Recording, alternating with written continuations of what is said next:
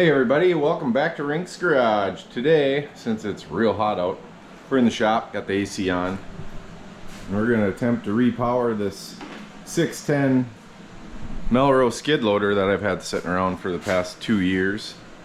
Not running. As you can see, there's no engine in it.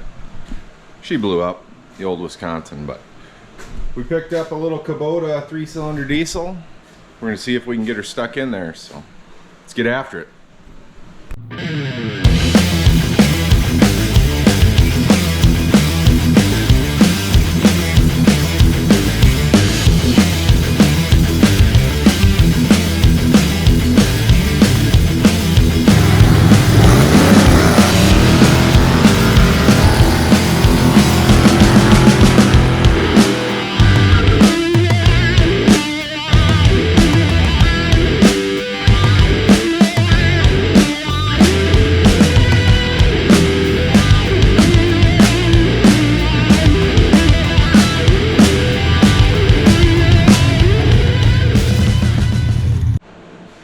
So, like I said, I've had this thing for a little while. It was my grandpa's.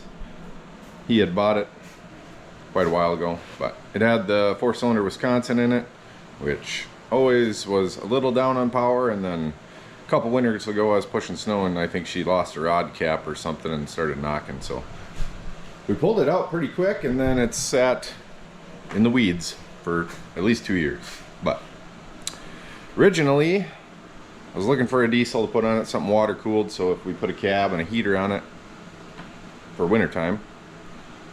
So I originally had picked up this 4-cylinder Isuzu out of a reefer off of Marketplace, and we were going to use that, which was going to be a little tricky because it's too wide. So we were going to end up putting a jack shaft on it, putting it in the wrong way, gearbox, stuff like that. But earlier this spring, Dad was down at the swap meet in LeSueur, Minnesota, and picked up this little 3-cylinder Kubota diesel, D1305. I think it's like 27 horse, so it's a little less horsepower than what the original Wisconsin was, but it should be a little more torque. I think it'll work fine. So first thing we gotta do is get it off this stand, figure out some motor mounts, because it's just kind of sitting on there. So each side's got 2 spots for a motor mount, so I'm thinking we're just gonna use up some angle iron I got laying around, drop a leg down each side, put a piece across the bottom and connect them together, and then where the old motor bolted in, we got 4 mounts, and I kind of want it to sit right there centered. So it's gonna be tight with the width of that motor, but I think if we drop a leg down we can make it work. So first thing I got to do is get that motor off that stand and find some angle iron, cut some legs, and we'll see what happens. Well, got some angles cut. Got a couple angles for the bottom piece that'll lay on there. So these guys will sit up and down, 4 of them. Then we'll just set it down on that frame, figure out where we need it, tag her together. But of course I ran into a snag. Went in town this morning and just picked up a bunch of random metric bolts. Got, I don't know, 30 bolts, cost me $60. But got the right ones for the flywheel, which are M12s. 150 thread pitch. This guy on the side, it looked like it was a little finer thread, so what they had in town was, I believe that's an M10-1. It's what I got, but they don't work, of course. So we got the other bolt. It did have 2 in each side, which they look like fine thread, but it's metric, so there's a bunch of different thread pitches evidently. So I think it's a M10 1.25 thread pitch. So I'm gonna have to go in search of that. I didn't see that anywhere at the hardware store or at the parts store. But need a bunch of them, so kind of stops me dead in my tracks. So I'm gonna have to go searching. But find enough bolts, we can get them angles bolted on, set her down on the bottom rails, get her tacked up, and then we'll have to figure out bolt holes. So we'll see if I can find some bolts. Well, got back from town. I did find some bolts, so went ahead and drilled some holes and bolted up my angles.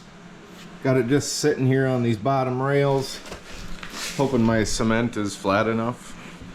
Since they're bent angle iron I got, it doesn't fit in the corners, so just set her down flat so the bottom is flat. I'll get these welded up. Another thing, if anybody else is trying this, I just have this angle, of course, it's 2 by 2.5, and she's not wide enough to catch all 4 bolts, so we're just going to run 2 in each one. Should be fine. But I'll get this welded up, and then we can get her set in the skid loader and see where we need to drill our mounting hole bolts on the bottom. I'll probably get the sides welded on, and then I think I'm going to put one cross brace in there just to stiffen it all up in case it wants to vibrate, wiggle sideways. So I'll get her welded up.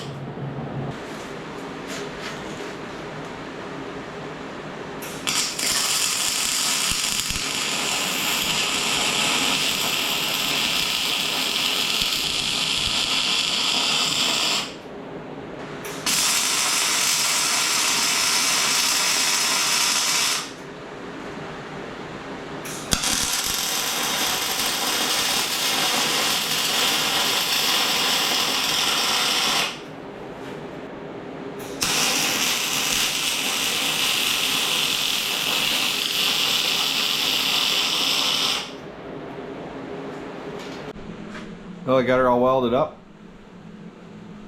Should sit in there, I think. But before we set it in there, I have an issue that I knew was coming. We need a pulley that'll bolt onto this flywheel to drive that belt. So when this thing was new, it had the Wisconsin and it had another variable speed pulley on here with a hydraulics, so you could squeeze it in or out and change the speed. Well, we're not going to be able to do that because the variable speed pulley on the Wisconsin was centered on the crankshaft, which is tapered, and the thing is like 4 inches wide, and I'm not going to have room for it. So my plan was just put a solid pulley on here and have that one sucked in to get our speed up. So she's probably only going to have 1 speed, but I'm going to have it running probably at the high speed of what it was with Wisconsin, just because I'm guessing that Wisconsin turned 25 to 3,000 RPMs, and we're not going to run this diesel that high, so we're going to lose a little speed that way, and we got a little more torque for going slow. So out to Dad's, and I found this pulley, which is a C, I believe, but I noticed it was 2 pieces and it's just welded together. So my idea is to cut it apart, put some spacers in there to make her wide enough. But in order to do that, we need to get this bolt pattern into this sprocket before, or this pulley, before I cut it apart. And then I think we can just get some 1/2 inch bushings and then some 1 inch bushings. So I need to widen this pulley 1 inch. So then when we bolt it up, it'll space the pulley out and space it off the flywheel a little bit. So now I just got to figure out how to make that bolt pattern and get her on here. Well, I ran out to Dad's again, looking for something to space this pulley out. And here's what I come up with. So he had a couple of these 3/8 thick 8 inch discs of steel, had been plasma cut out of something, and then I also found this aluminum one that's a little smaller, and he's also 3/8 thick. So I think what I'm going to do is use these 2 steel ones to put in between this pulley to widen her out. It's not quite going to be as wide as I want it, but it should pull in there good enough to drive it for now. And then I'll use this one for the backside spacer up against the flywheel. So what we got to do is transfer the bolt hole pattern that's on that flywheel onto one of these pieces so we can make a template. We can use that to drill the other two to bolt on the flywheel. So I measured on the flywheel, and them bolt holes are 4 15/16 across. So in order to do it on here, we got to find center of this circle, which is 7 7/8. So I got my compass out. Set this down. Got my compass set at 3 15/16, which is half of 7 7/8, and double check it.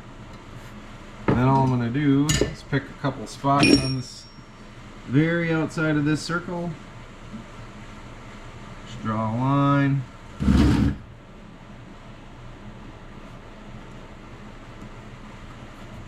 Let's do one more to make sure we're close. It's right there. So that's going to be the center. Now it's taken. Center punch here. Now we got to set it for half of the bolt hole circle, which is 4 15/16. So I want to set it at 2 15/32.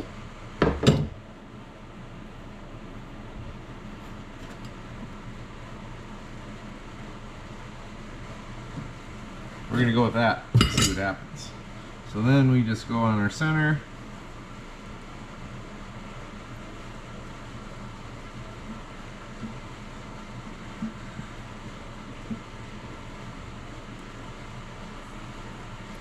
Draw our circle. And then we'll just double check it. So we should be fairly close to 4 15/16. So now I got to divide the circumference of that circle into 6 spaces so we can find them points. So we got 4.9375 times 3.14 is 15.5. So that's the circumference, and we got to divide that by 6. Divided by 6 is 2.58395. It's between 9/16 and 17/32. So we're going to go with 9/16. So now I want to set my compass for 2 9/16, just a little over. Let's see if this is going to work.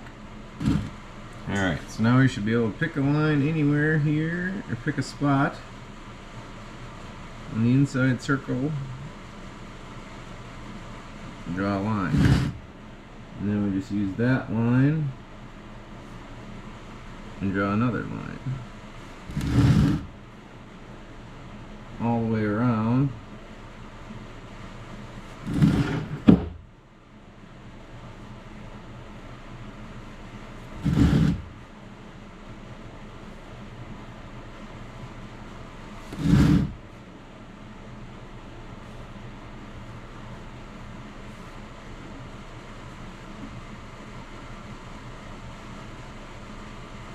That's real close.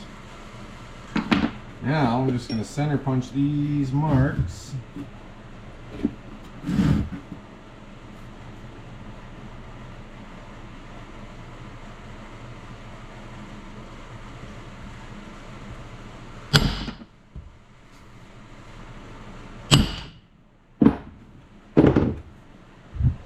Let's drill some holes and see how far off it is.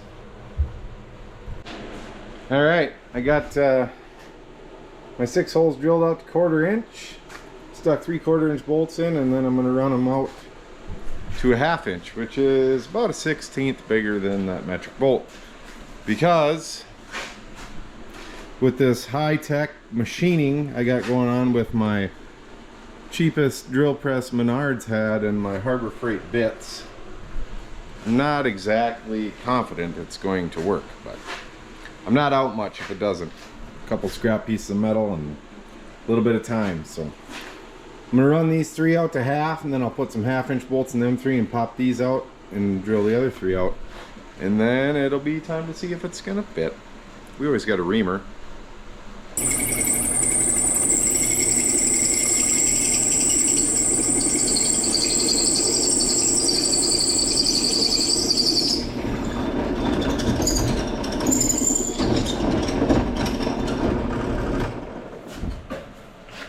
I'm impressed. The Harbor Freight bit made it through all 6 holes.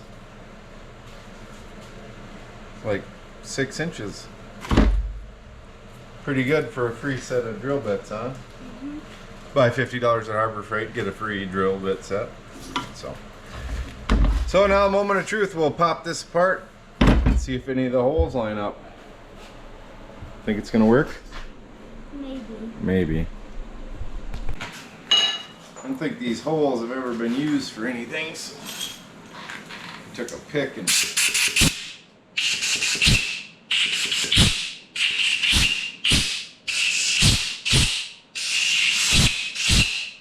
some gunk out of there.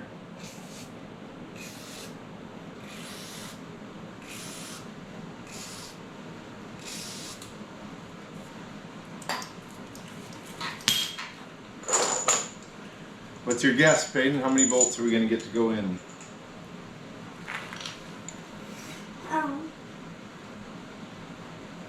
Uh-oh.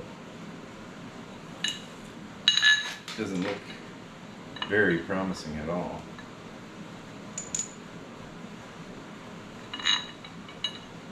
Oh. We got 2. Actually, it might be alright. It's a little tight. Pretty good. Them 2, not so much.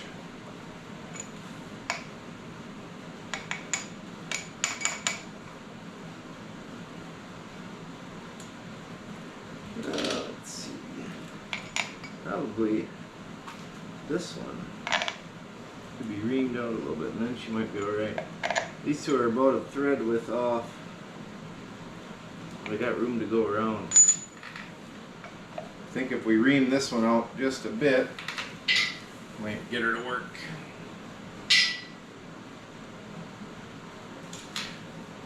Not too bad. I think we'll just ream this one out a little bit. And I did, before I drilled them, I did peen each hole that I started with on each plate, so we know which way they go together. But turned out a lot closer than I thought. You can see, but that one is, he's off a little bit, but the rest of them are pretty good. Not too bad, huh? Mm-hmm. So we'll ream him out, try her again. Well, got this hole reamed out, and now they all fit in there, so we'll just have to ream that one on the other 2. But we'd like this to be perfectly balanced, ideally. Is it going to be? Probably not, but I don't think it's going to be far enough out that it's going to make a huge difference. So we'll get the other 2 plates reamed out, and then the next thing we'll have to do is get our holes drilled in our pulley. So I'll just use one of these to mark them out, drill them out, and then we'll cut these welds, pop this pulley apart, sandwich everything together, and then I'll probably just go in and re-tack them plates to this pulley, and then we should be able to bolt her on the engine. Then we can set her in there and see what it's going to look like. So it's getting pretty late tonight. I think I'm going to call her and come out early in the morning and try it. So get these plates drilled out in the morning and get her all welded together.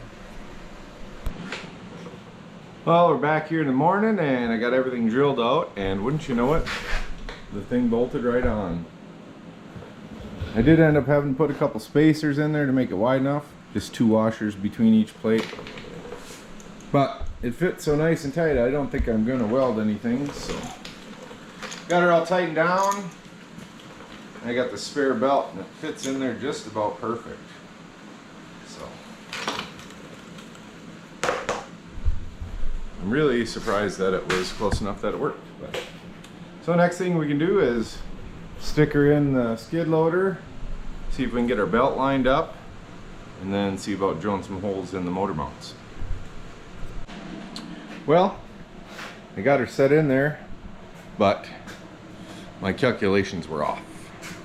We got major issues. So it's touching this side. It probably needs to go over about 2 inches, but with the height I got it at, which I kind of forgot about, I put it up about 2.5 inches because the oil plug is under there. So I want to be able to change oil. Well, when I measured it, I of course measured here where this lip is. So now we can't move it over far enough to get the belt lined up. And there's only about 1/2 inch on that pulley that I could slide it to the outside. So we're gonna have to do some more fabrications. I think the only option is maybe shortening this up a little bit. Probably, I suppose we could drop it down all the way and just, if we got to change oil, we just got to slide the engine back, which I don't really want to do, but that might be our only option. Problem is this is gas tank, and this tube going across, I believe, is also gas tank. So we can't really cut into that, but I can modify this here, maybe cut a piece out for that water pump. If we dropped it down, say 1.5 inches, that would probably still give us enough room to get the oil plug out. Just make a mess changing oil. And then if we cut a notch in here, weld it back in, that would slide underneath it. And then we'd of course have 3 inches to slide it over, or 2 inches for sure, which is what I need over here. She's gonna be tight.